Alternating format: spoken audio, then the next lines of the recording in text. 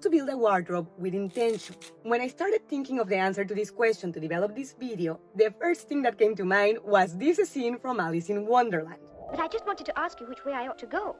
Well, that depends on where. You want to get to... Oh, it really doesn't matter. As long as I can... Then it really doesn't matter which way you go. Because in order to build a wardrobe for any purpose whatsoever, it's very necessary for you to answer these three questions. What do you want to communicate? What do you need to communicate this? And among the things you need, what do you like? Knowing what colors and shapes suit you is very useful for your garments to be harmonious with what you have naturally. But if the other questions are not answered, your closet and personal grooming may look good on you, but it will be like an empty frame, because precisely you will have spent all the resources in the frame without leaving anything to create the painting. Why didn't someone tell me? Oh, I've been making an idiot out of myself.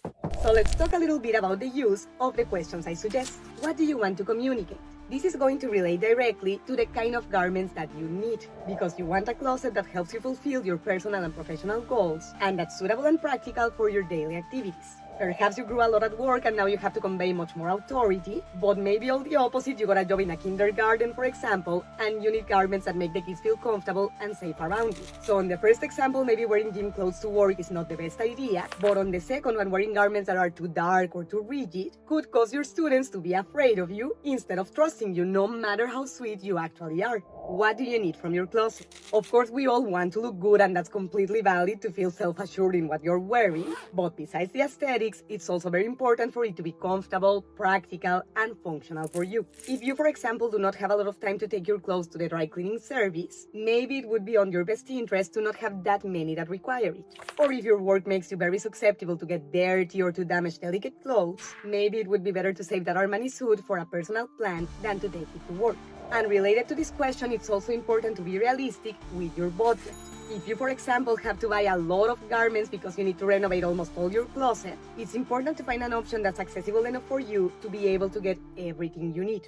But if on the contrary, your budget is a little higher or you do not need such a large amount of clothes, the higher the quality, the more the durability. And although yes, this requires a higher investment, it doesn't always mean having to spend thousands. And last but not least, what do you like? Because no matter how well the outfit can work for you, theoretically speaking, if you do not like it and feel uncomfortable with it, on the practical level, it's not going to work. Even if people tell you that you look great, that you look even better than with what you wear normally, those compliments are going to be extremely bitter for you to receive if you actually like what you wear normally better than what you are wearing that day. And especially if it gets to the point of looking at the mirror and being displeased or disgusted with your image, that's even worse, because there's no way in hell that people are not going to perceive that, no matter how good you look. If you, for example, hate pink, but you are wearing it because somebody else advised you to, far from feeling prettier, more feminine, or more whatever the person told you that you're going to look like, you most likely are going to feel plastic, cheesy, or even ridiculous.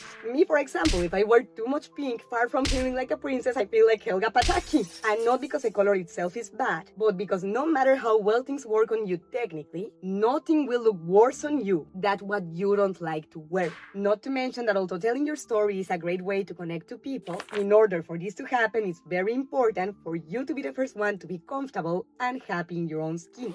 If, for example, you don't like suits or very rigid coats, but you just became the president of your company and you can no longer attend your meetings in jeans and t-shirt, how about trying a blazer or even a black leather jacket as long as you take good care of it? If you mix it even with jeans of the same color, it still gives you authority because it makes you look taller, but without feeling so formal that you feel disguised.